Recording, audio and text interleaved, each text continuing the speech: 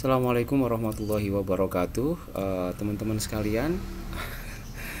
Ini adalah karya saya pertama membuat video dengan menggunakan Linux dan OBS. Beberapa hari yang lalu aku diminta untuk berbagi pandangan seputar perempuan dalam pandangan fikih dalam acara SIG, studi Islam dan Gender yang dilakukan oleh PMII Umsida Universitas Muhammadiyah Sidoarjo.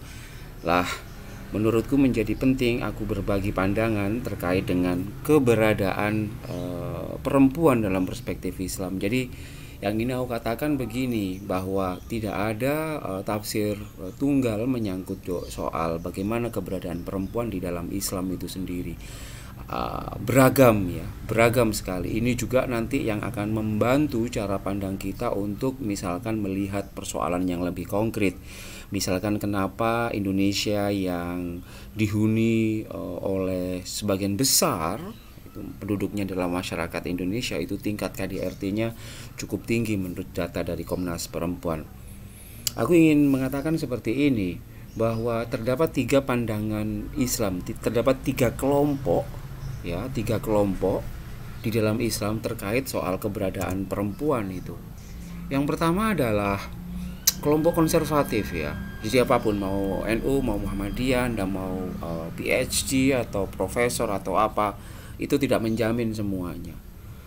Tidak akan menjamin bahwa Anda akan jadi progresif atau apa, tidak, belum. Tapi aku akan mengatakan bahwa perempuan dalam cara pandang kelompok konservatif Islam itu ditandai, ya. Jadi kalau Anda memiliki ciri-ciri seperti ini terkait dengan Anda beragama Islam, memiliki ciri-ciri seperti ini terkait dengan perempuan, kayaknya Anda masuk dalam wilayah konservatif. Yang pertama, siapapun dari kalian yang katakanlah melihat bahwa status perempuan itu didasarkan pada ciri biologisnya. Maksudnya begini, siapapun yang melihat bahwa ini perempuan, ini laki-laki, hanya didasarkan pada ciri biologisnya, maka Anda terkena indikator ini. Oleh karena dia punya penis, maka dia pasti laki-laki. Kalau dia punya vagina, pasti dia perempuan. Ini salah satu ciri dari kelompok konservatif. Ciri yang lain ditambahkan, ya, ini saling melengkapi ciri. Yang kedua adalah siapapun yang mempercayai perempuan diciptakan dari tulang rusuk laki-laki. Jadi Anda yang meyakini bahwa perempuan itu diciptakan dari tulang rusuk laki-laki dan biasanya ditambahkan itu sebabnya tulang rusuknya bengkok atau harus hati-hati dan ia menjadi bagian dari laki-laki, ia adalah sesuatu yang lian bagi laki-laki. Biasanya dari sini. Yang ketiga, kelompok ini juga bercirikan cara pandangnya yang melihat bahwa posisi perempuan dianggap lebih rendah ketimbang laki-laki. Perempuan dianggap inferior.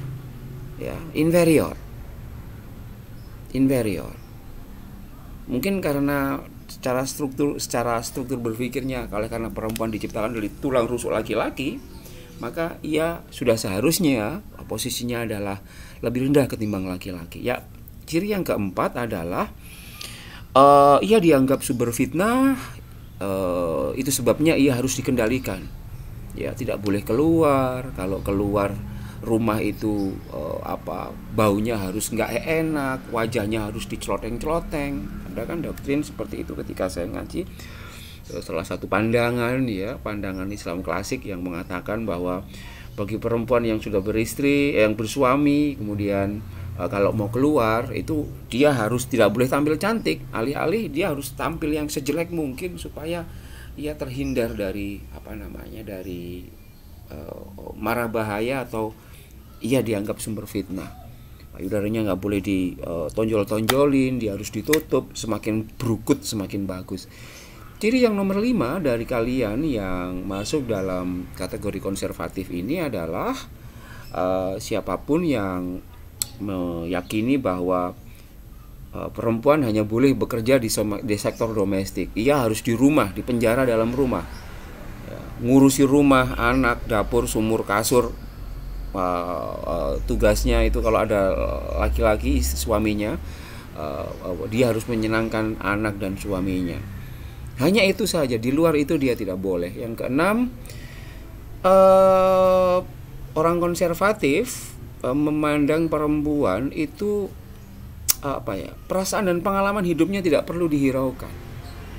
Kalaupun toh dihiraukan, maka ia tidak digunakan untuk pengalaman hidup itu tidak digunakan untuk bagaimana mengedukasi atau memerdekakan perempuan, tetapi perasaan dan pengalaman hidupnya itu hanya dihiraukan sepanjang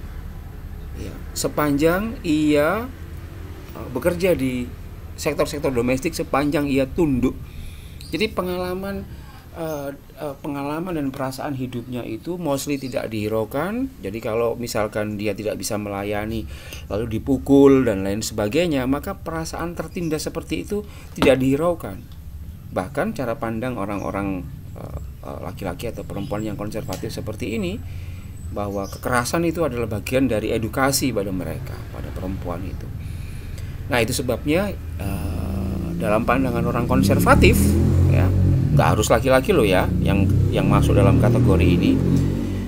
Dalam pandangan orang yang konservatif ini, maka dia harus tunduk pada lelaki, tunduk, karena laki-laki itu adalah dianggap sebagai Tuhannya, representasi dari Tuhan. Baal itu kan Tuhan dalam narasi zaman pra-Islam, seperti itu. Dia harus tunduk menyembah apapun yang diinginkan oleh pasangannya laki-laki, maka ia harus tunduk. Yang 8, seksualitasnya harus pasif. Ya, harus pasif. Ia tidak boleh mengumbar seksualitasnya. Ia harus mampu meredam. Ya, ia harus mampu meredam. Ia tidak diperkenankan kira-kira untuk aktif. Mas, ayo dong kita bercinta dan lain sebagainya. Ia harus dalam posisi ready to serve. Ready to serve. Jadi pokoknya kalau diminta ya harus oke. Tapi kalau dia yang minta, perempuan yang minta, ya bisa sih, tapi kemudian jangan terlalu berharap kemudian laki-lakinya itu akan seresponsif sebagaimana doktrin klasik mendorong perempuan untuk selalu responsif. Nah, yang ke-9, ciri-ciri dari orang konservatif dalam memandang perempuan itu adalah, menurut orang konservatif ini adalah perbedaan biologis antara laki-laki dan perempuan adalah alasan utama kenapa laki-laki dan perempuan itu berbeda secara sosial. Yang ingin aku katakan, perbedaan biologis oleh kelompok konservatif dijadikan pembenaran dalam melakukan pembedaan. Gara-gara aku memiliki penis, maka aku boleh ini dan kamu tidak.